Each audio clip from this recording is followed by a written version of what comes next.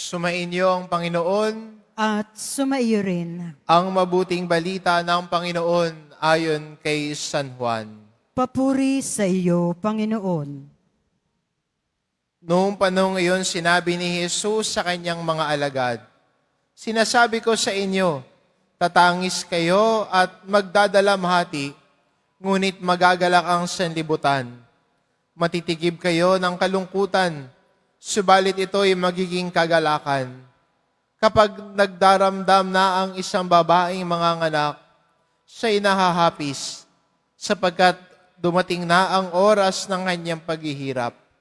Ngunit pagkapanganak, hindi na niya naalala ang hirap.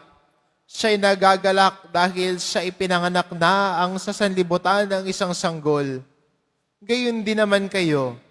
Nalulumbay kayo ngayon, ngunit muli kayong makikipagkita sa inyo at mag-uumapaw sa puso ang inyong kagalakang hindi maaagaw ni numan. Hindi na kayo kailangan magtanong sa akin sa araw na iyon." Ang mabuting balita ng Panginoon. Pinupuri ka namin, Panginoong Heso Kristo.